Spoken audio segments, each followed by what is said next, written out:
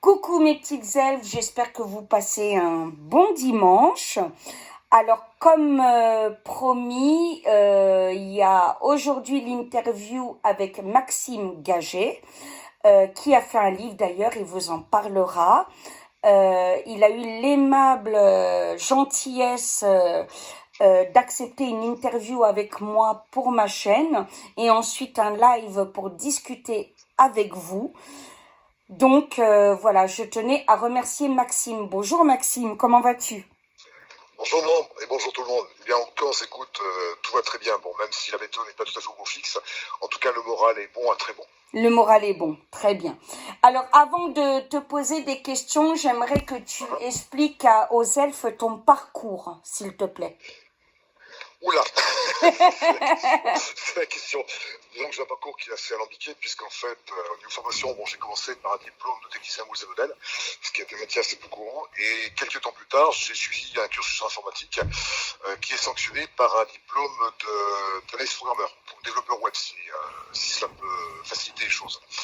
Et je suis également auteur, j'interviens aussi sur certaines conférences et aussi sont possibles auprès des médias, notamment pour faire comprendre au plus de monde possible que ce n'est pas une question, enfin que les violences conjugales ne sont pas du tout une question d'étiquette, puisqu'en fait, avant même d'être des hommes et des femmes, nous sommes d'abord des êtres humains. Donc par conséquent, il n'y a pas d'opposition, de manière à faire en ce sens. Exactement. Et alors, comment as-tu rencontré la personne qui après, malheureusement, s'est avérée être ton bourreau? Alors, se dit que point d'humour, par accident. J'ai pas compris. Je dis ça avec une point d'humour, par accident.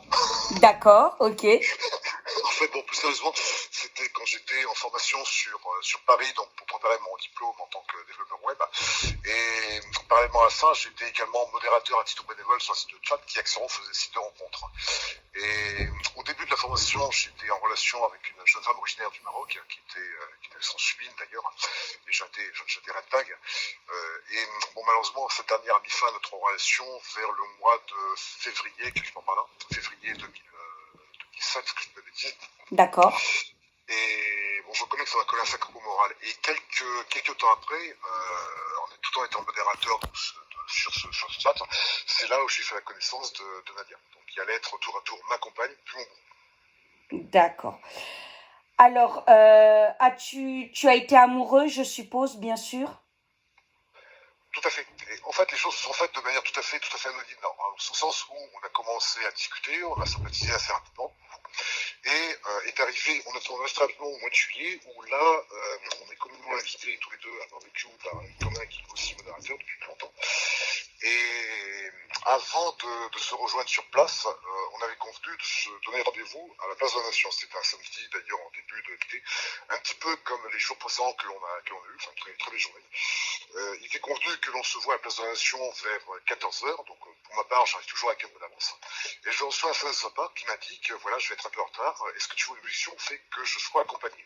Bon, comme tout un chacun, sachant que Paris n'est pas tout à fait un coin pique-nique, je pense qu'on est d'accord là-dessus. D'accord, oui, c'est clair. Aucune objection. Et donc, je me suis tranquillement installé dans un café limitrophe qui donnait sur la place. Et peut-être, je dirais, dans les 20-25 minutes, j'ai vu arriver une femme plutôt assez forte, jean, bombers, pénis, grosso modo, sur un plan carrure, l'équivalent de Mike Tyson avec une perruque. Et c'était elle, donc qui arrivait tout sourire, les bras entrouverts. Donc, paradoxalement, j'avais une petite voix intérieure qui me disait, bon, Max, tu te lèves, tu prends tes affaires et tu prends la tangente de suite. D'accord, donc tu as eu cette petite voix qui t'a dit de partir. Exactement. Et ce qui est tout à fait paradoxal, c'est que je suis parti sur le principe que l'on ne juge pas sa couverture. Donc on ne juge pas les personnes aux apparences. Bien sûr. Et il y avait également une part de curiosité qui me poussait à rester, au moins pour essayer de découvrir un peu plus. En ce sens, ça pouvait tout à fait être une indication erronée. D'accord. Donc là-dessus, on reste sur place une petite heure environ, on se rend sur le barbecue, tout commence très bien. Et je dirais, dans l'heure et demie qui va suivre, Nadia va avoir une prise de bec assez violente avec son ami. Cet ami qui d'ailleurs va techniquement partir en claquant la porte. D'accord. Donc Nadia va se trouver dans un mois certain, ce qui va jeter un froid général dans l'assistance. On était quand même une petite trentaine d'adultes et quelques adolescents. Et notre hôte donc est passé la voir. Et pour ma part, j'étais à une petite distance, j'étais à peut-être, je dirais, 10-15 mètres. Et même si la viande est panée, je ne pourrais pas dire quelle était la teneur de propos. Donc ça, c'était un point. Mais je reconnais que la voir dans un tel état, ça m'a quand même, ça m'a quand même touché. D'accord. Ce qui a peut-être joué pour la suite, c'est possible. Mais touché dans quel sens? Touché dans quel sens? Je reconnais que j'ai pris une certaine peine pour elle. D'accord. Déjà, en tout cas, dans ce sens-là. Et bon, tout doucement, le niveau sonore est revenu. Bon, ça a duré un certain temps. Bon, là, c'est revenu. Et en regardant ma montre, il était temps pour moi de ne pas trop tarder à partir et à retourner donc, sur mon lieu de campement, si je peux dire, puisque j'étais tributaire des moyens de transport. Donc, comme les derniers métros n'avaient pas tardé à arriver, donc je passe sur notre route et je commence à lui signifier qu'il va être temps pour moi de quitter. Et Nadia, qui était juste à côté, donc vient prendre part à la discussion et me dit spontanément, écoute, si tu veux, tu peux venir dormir chez moi, ce qui fait que demain matin, tu repartiras frais comme un gardon, mais par contre, on ne fera rien. Et elle a beaucoup insisté sur ce point d'ailleurs. Bon, pour ma part, il n'y a absolument aucun problème en ce sens où, sur un plan relationnel, c'était beaucoup trop frais. C'est pas assez, il y a tout un tas d'éléments qui viennent se greffer là-dessus, donc il était tout à fait naturel pour moi, de toute façon, de rester le plus vite possible en matière. Et donc, j'ai accepté sa proposition, parce que je ne voyais essentiellement pas que l'avantage à la situation. Donc là-dessus, j'accepte. Et donc, la soirée se poursuit. Quelques jours plus tard, un des internautes qui était motorisé nous dépose dans le 11e arrondissement. Et nous remontons donc au troisième étage de son bâtiment. Et en l'espace d'une peut-être 1h30, cette mince frontière qui a été communément, mise en équation, donc d'un côté comme de l'autre, va être franchie par ses soins. Là-dessus, le lendemain matin, ou plutôt je veux dire quelques jours plus tard, puisque nous étions rentrés très tard, vers 3h et quelques, je crois, de moi. Donc, on se réveille et je lui confie un peu penaud qu'il s'agit pour moi de la première fois physique. Et là-dessus, elle va arborer un sourire sur le radio. Et c'est peut-être le seul et unique souvenir intense et positif que je puisse éventuellement conserver d'être. Donc là-dessus, notre relation se confirme par ces choses. Et un tout petit peu en même temps, à partir du mois de septembre, il me faut revenir sur la Charente pour effectuer mon stage de fin de cycle, avec un dossier de thèse à produire en même temps. Donc le stage va durer 6 semaines. Donc on convient, elle et moi, de rester en contact par téléphone. D'accord. Au début, ça se passe très bien. Et tout doucement, au fil des appels, elle va commencer à se montrer extrêmement insistante, en ce sens où elle me propose carrément de but en blanc de venir emménager sous son toit avec elle. Bon, sur le principe, j'ai une conviction, même s'il y a quand même une certaine réserve, en ce sens où on ne se connaît pas encore assez, je ne connais que peu de Paris, je n'ai pas encore le Cézanne pour lequel je suis en train de me battre. Quel sera le contact avec ses enfants, parce que je ne les ai vus qu'une fois. Elle a deux jumeaux bizygotes, donc avec son fille, qui était à l'époque âgée de 11 ans. D'accord. Quel va être le contact à sa famille. Enfin bref, il y a tout un tas d'éléments qui viennent en point d'interrogation, disons. Et je lui fais part de ceci, et sa réponse va être, écoute, je suis d'accord pour attendre, mais si tu attends trop longtemps, j'irai voir ailleurs. Et dans l'esprit du néophyte que j'étais à l'époque, ça a eu un effet catastrophique, en ce sens où c'était le pour qui l'emportait à un moment donné, ensuite le contre, enfin, je n'arrivais pas à fixer justement cela. Donc le stage se poursuit avec cette espèce de brainstorming en parallèle. Ouais. Et au moment où je reviens sur Paris, donc je passe l'examen, haut la main d'ailleurs, ce qui est une certaine performance. Et le soir même, donc je l'appelle en lui disant, écoute, si ta proposition tient toujours, banco, j'accepte. Et pour moi, c'était un véritable coup de thé, en ce sens où il y avait quand même, malgré tout, un point positif, c'était que j'avais en face ce Cézanne pour lequel je m'étais battu pendant quasiment un an. Donc il y a au moins ce point positif. Et ça permettait d'ouvrir énormément de portes derrière. Donc là-dessus, j'accepte. Et le lendemain, après un dernier repas avec mes collègues de formation ainsi que les formateurs, donc j'arrive dans son studio et on commence enfin une vie de couple qui au départ est tout à fait classique. Mais cela dit, ça ce ne sont que les apparences, puisqu'avec beaucoup de recul, il y avait tout un tas de signes avant-coureurs qui allaient, je pense, vraisemblablement annoncer la suite. D'accord. Justement, j'aimerais y venir sur ces signes avant-coureurs. Alors attention, hein, quand je pose les questions, tu me connais très bien, on est amis tous les deux. Hein. Donc c'est pas un jugement, c'est simplement pour comprendre, puisque moi-même j'ai été battue, hein, donc voilà. Qu'est-ce qui fait, à ton avis, puisque moi, comme toi, j'ai eu cette alerte, cette petite voix et les signes avant-coureurs, qu'est-ce qui fait qu'on n'écoute pas à ce moment-là et que là, tu n'es pas écouté dans ton cas Voilà, précis? la question en l'occurrence est excellente, puisqu'en fait, si on prend du recul sur la situation générale, en fin de compte, il y a un point central qui est extrêmement important, c'est donc capital. C'est tout simplement l'emprise psychologique. Mhm, En ce sens où, ici, il faut voir les sentiments par rapport à la personne qui est en face comme un outil, voire une arme. mhm. Puisque grâce à cela, la personne va pouvoir manipuler donc sa future victime et en faire techniquement à peu près ce qu'elle veut. D'accord. Donc Et à partir, pour toi, tu étais déjà sous son emprise, on va dire quasiment dès le début. il y avait une annonce assez solide. Oui, tout à fait. Puisqu'en D'accord. fait, quand je me suis rendu compte du poteau rose plus tard dans le temps, quelques mois après, c'était déjà trop tard, j'étais fait comme un rat. En fait, elle agit exactement comme l'aurait fait un maître d'échecs. Elle a posé durant les mois de novembre et décembre, elle a posé ses pions avec stratégie exactement comme l'aurait fait un maître d'échecs, et au moment opportun, elle frappe. D'accord. Et quand je me suis rendu compte, c'était déjà trop tard. Et ça, bon, je vais revenir un petit peu plus tard. Vous allez tous comprendre. Donc là-dessus, sur ces 2 premiers mois, elle va commencer donc à me manœuvrer pour déjà avoir le contrôle de mes documents d'identité. Très rapidement après, ça va être le contrôle déjà des communications, et enfin, il y aura une moyen dans ce sens, et surtout de mes moyens financiers.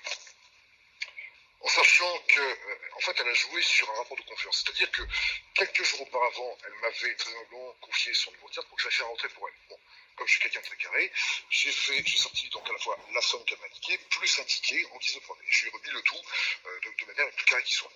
Et sachant qu'il y avait une réciprocité en matière, c'était un jour où on était allé faire des courses, sa carte n'est pas passée, donc on a dit à la mienne.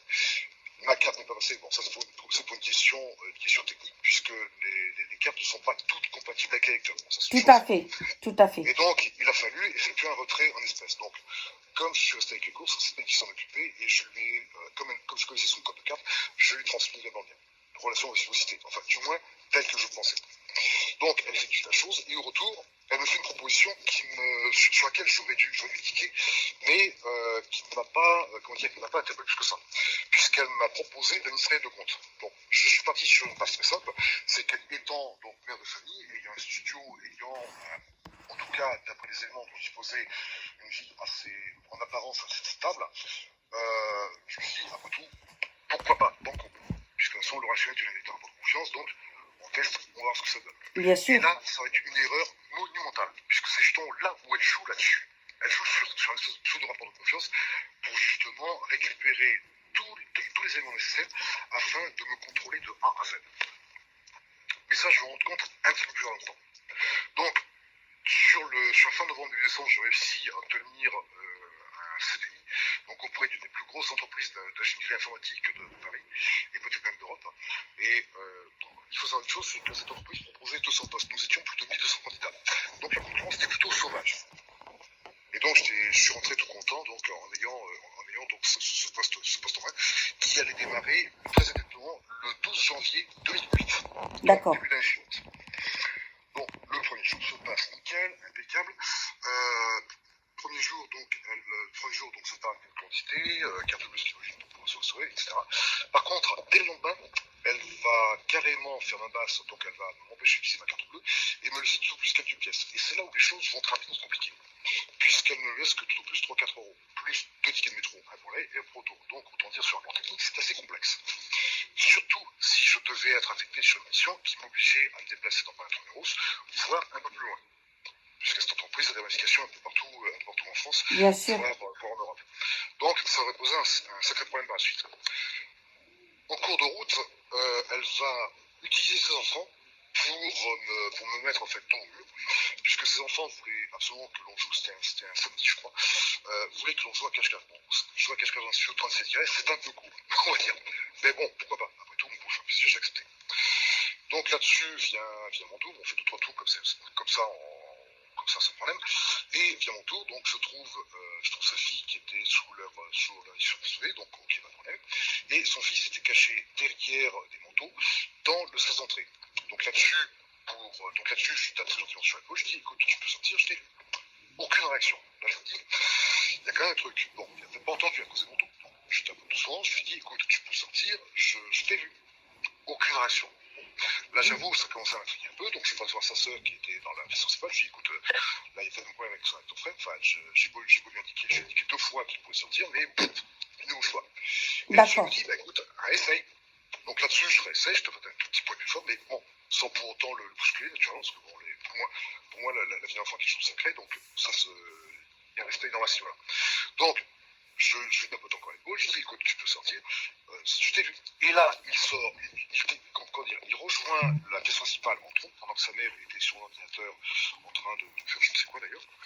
Et intrigué, je me dis, quel mouche l'a piqué, donc je retourne dans la partie pièce principale, et là, je le vois qui chuchote quelque chose à sa mère, qui me mitraille littéralement du regard, il descend de son siège, me chope, m'attrape par la chemise, et là c'est un pugilat complet, en sachant que c'est la 2e fois où elle se remonte en regard de violence, étant donné que la première fois aura été pour le Nouvel An, où il était question donc, de faire le Nouvel An avec ses proches qui sont dans le bâtiment sur le palier, et en pleine soirée, donc elle me demande de la suivre sans aucune raison apparente. Et au moment où je la suis, donc la pièce de son studio, là elle m'envoie, me détruit complètement la chemise et me colle une claque sans sécurité. En sachant que je suis quelqu'un de probablement violent, la seule chose qui m'a été donnée de pouvoir faire, c'était de lever le menton le plus haut possible. Mais voilà, le problème, c'est que ça a eu l'effet complètement opposé, c'est-à-dire que ça a décuplé son agressivité. D'accord. Ce qui n'était au départ que des claques a presque fini en boxe française, si je puis dire. Et quand tu dis que tu es quelqu'un de non violent, c'est tout à ton honneur, hein, Maxime, évidemment. Mais t'as jamais eu envie de répliquer? Alors, la seule chose que j'ai pu éventuellement faire, ça a été, je n'ai pas la chose qu'une fois, j'ai vu le résultat, ça a été de parer ses coups. Juste le seul fait, ça a été de parer une plaque à laisser coller. Ouais. Et ça l'a mise dans un état de furie totale, absolument hors de contrôle. Ah oui, d'accord. Donc là, par prudence, je ne pouvais strictement rien faire, auquel cas, le moindre petit geste de ma part pouvait très rapidement envenimer la situation à un point extrême. En ce sens où je pouvais tout à fait, dans les 10 secondes qui suivent, me retrouver avec une lame de couteau sur la gorge. Ce qui est arrivé d'ailleurs, un peu plus tard longtemps. Et là, à ce moment-là, on ne rigole plus. Et d'ailleurs, à ce moment-là, je peux dire sans honte avoir fait clairement ma vie difficile. Puisqu'un tout petit geste de sa part, et là en parlant, je sens encore le fil de la lame sur ma carotide, sur ma gauche. Oh là là. Si j'avais fait la moindre erreur, elle me taillait la gorge et je me répandais mon sang. Quelques minutes plus tard, c'était terminé. Là, j'ai eu très très chaud. Et pourtant, je ne suis pas quelqu'un qui a facilement peur. Bien sûr. Et t'as pas eu envie d'aller à la police? Alors, justement, j'y ai fortement songé. Mais voilà, c'est que durant la période d'essai, donc, puisque le CDI était précédé d'une période d'essai, elle s'est très rapidement amusée à accorder ses heures en nature auprès d'autres hommes, dont au moins un agent de police. Donc par là, à partir du moment où il y a un verre dans le feu, je ne pouvais pas décemment, raisonnablement, faire appel aux forces de l'ordre, avec le risque considérable de me retrouver face à la personne en question.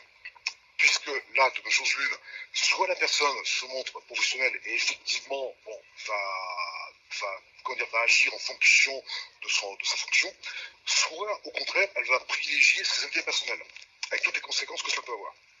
D'accord. Donc je ne pouvais pas me permettre de prendre le moindre risque. Ce qui fait que j'étais en fait complètement fait comme erreur. Et je vais rapidement revenir donc au moment où elle a mis ses enfants dans la complicité par ce jeu de cache-cache, c'est que très rapidement après, elle m'a carrément mis une épée de Damoclès au-dessus de la tête. En ce sens où elle me menaçait clairement d'aller déposer plainte pour, je cite, attouchement sur mineur, comprendre par là acte pédophile. Et ça, c'est une chose avec laquelle je ne me plaisante en aucune manière. Bien sûr. Je préfère, là-dessus je vais être tout à fait clair, je préfère 1000 fois me faire arracher chacun des membres avec une dépanneuse et sans anesthésie plutôt que passer par là. Je peux pas être plus limpide. Pour moi, la vie d'un enfant est quelque chose qui se respecte, c'est quelque chose de sacré. Bien sûr. Donc voilà. Et donc, j'ai en fait concrètement fait comme un rat. Elle avait absolument toutes les cartes en main, que ce soit sur un plan matériel comme sur un plan psychologique. Et très rapidement, la situation va véritablement dégénérer. En ce sens où je vais très rapidement être obligé de dormir pour ainsi dire le sol. Je vais faire l'objet de privations d'ordre d'hygiène, donc plus aucun accès à la moindre source d'hygiène. Il va y avoir également des privations de nourriture, privations de sommeil. Les violences psychologiques vont atteindre vraiment leur paroxysme, et on va arriver aussi à un extrême au niveau des violences physiques, puisque là je vais employer un terme clairement juridique, puisque l'on va arriver à ce que l'on appelle les actes de torture et barbarie. D'accord. Alors, on va y venir dans la deuxième partie. Alors, mes petites elfes, pour des questions de pratique et de technique de téléchargement, on va couper cette première partie, mais on est à vous tout de suite pour la deuxième. À tout de suite, mes elfes. À tout de suite, Maxime.